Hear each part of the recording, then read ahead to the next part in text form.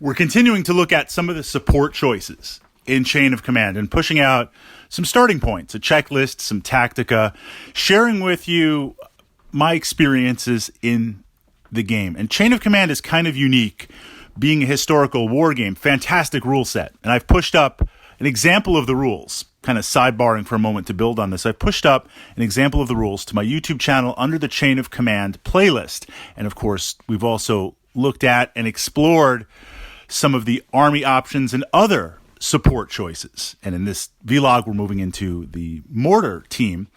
But in terms of Chain of Command, what's interesting is you have a set army list depending on early war, mid-war, late war.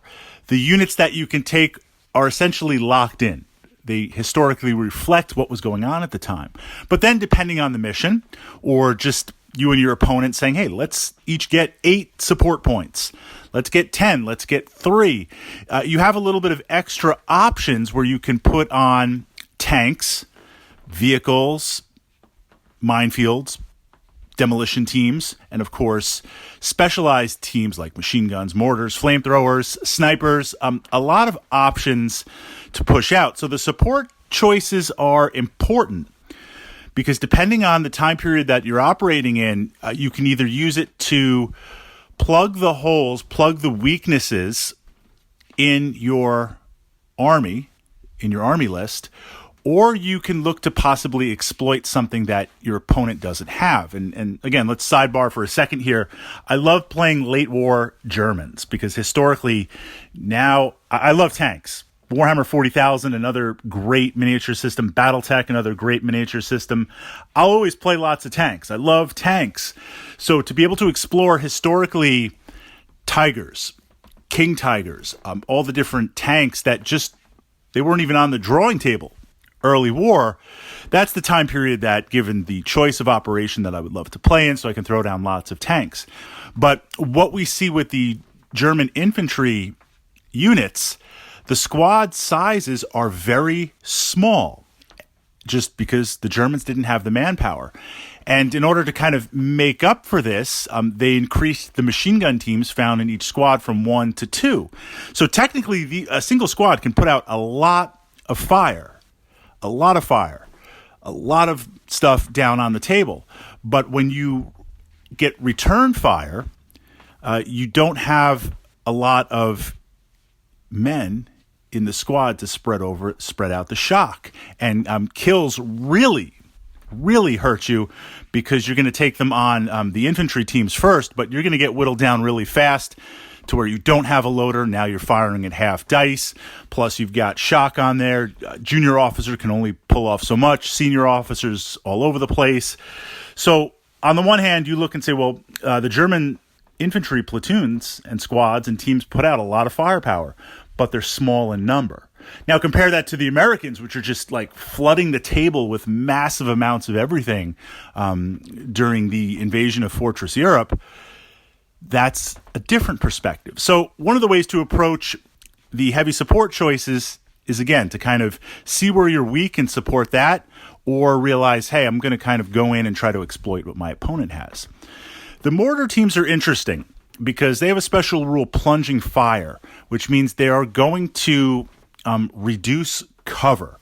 Cover is a very, very important barrier in Chain of Command because what's different compared to a lot of other rule sets out there, there's an effective range or a minimum range where you'll have an increased chance to hit, but effectively representing modern weapons, there is no range on the table. So if you have a machine gun team in a building, you literally get behind that team, and what you see out, if you can see it on the table, you can shoot at it. So you can have a machine gun in a building, and literally all the way on the other side of the gaming table, there's a break between 2 forests and a road. When units cross that road, you're going to be able to light them up. That makes cover very, very important historically, moving from cover to cover, because it's very hard, even playing on an accurate wargaming table representing France and other parts of Europe, dense bushes, dense buildings, dense roadways. it's very hard to hide. So cover is very, very important because it's at least going to cut down on the kills. It's going to cut down on the shock. It's going to give you a good starting place, unless you roll awful. But if you roll awful or your opponent rolls legendary, so a reduction is big because one of the ways you get around cover is either to just spam it with tons and tons of dice. So, 4 machine gun teams shooting into that unit in cover, but they're still going to have that cover bonus, or to have ways to reduce it. Maybe like on a tank, switching from AP armor piercing to HE high explosive, being able to cycle through those rounds. But a tank, yes, it has mobility. Yes, it has armor. It's immune to small arms fire, but it's a lot of support choices. And its role isn't primarily to reduce cover. Mortar team, depending on the army list, is small amount. So it's an interesting support choice because when you don't have many support points, maybe you're a defender, maybe you're undersupplied, it gets something on the table. It's also somewhat portable, and you can hide somewhere and kind of drop these rounds down.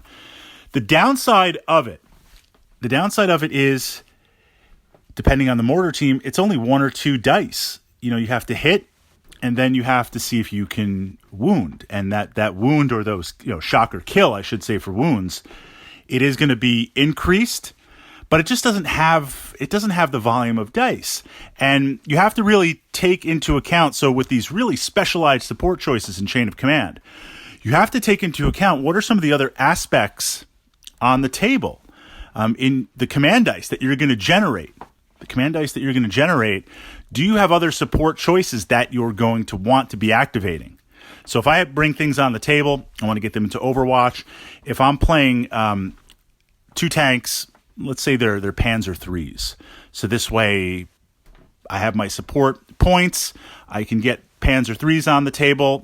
Certainly not as powerful as a Sherman if we're looking at late war, but I can get 2 tanks, outnumbered 2-1, and I can get some other support choices. Or I can get a Tiger, just kind of this king piece, or a King Tiger. If I am activating, so I have my 2 tanks and I've got my mortar team out on the table. If I'm generating command dice and on that activation I'm going to do the support, I'm going to be looking to activate the tanks. Just how many times am I going to be able to activate that mortar team? And of course, if the tanks get destroyed, well, then I'm taking hits to my potential command dice, or now I'm being overrun. What's the mortar team really going to do? And another thing, sidebar, that we have to kind of look at with the support choices, especially if you take a lot of them, generating the command dice and activating with orders. You could do that with a senior officer, depends on where they are, or if there's a junior officer. But the big question is, as you begin to lose your command dice, you can even spend a chain of command die to bypass taking the test. When those dice become less and less, when you're rolling 3 dice, 2 dice, that's where just everything just grinds to a halt. So we need to kind of really keep that in mind and balance it out.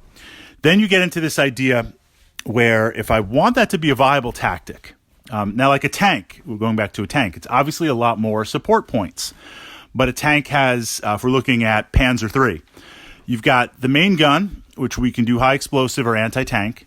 You've got mobility, immunity to small arms, and you have a hull-mounted machine gun. So you can park that tank hull down behind a wall. This is what makes tanks so beast mode. And although you're not moving, so you're easier to hit, you've got the hull down, you've got the cover. If you're like on the far side of the table, you can see everything. And you're only really vulnerable to anti-tank weapons, and if they're in the optimal band range to attack, you're going to do your best to keep that out. That's really, really big. You have lots of redundancy as a tank because of the dice that you generate when you shoot the main gun, high explosive, to compare it with the mortar team, and when you shoot the machine guns. That's a lot of dice, but it's a lot more support choices. If you're going to build a list over mortar teams and take 2 or 3, now that's a little bit different. If I take 3 teams, I can have those 3 teams shooting on one target. That generates a decent amount of dice where I can be relatively sure of taking advantage of the fact that it's going to be reducing cover with the plunging fire. So I generate volume of dice.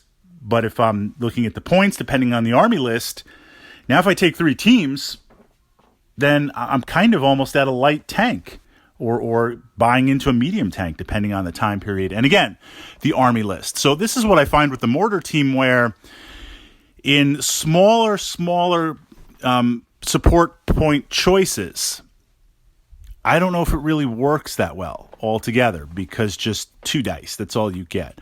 I think I would be better off taking a sniper team. And the sniper team's very, very situational. But I feel like I can affect that situation better, especially as area denial, pushing away, keeping away my opponent's junior and senior officers, messing with that physical command structure on the table for the points. Tactically, I think I can do more with it, playing that out. So personally, I'm not a big fan of the Mortar teams. You can see the miniature. There's been times I've played it. There's times I do play it. But I feel like it is very situational, where I'm starved for the points. And for whatever reason, if I'm not going in on tanks, maybe because the mission prevents it, I don't have the support, I feel like for the Germans, we want to take advantage of the machine guns. So I would rather take the machine gun teams and spend the support points in that over the Mortar team.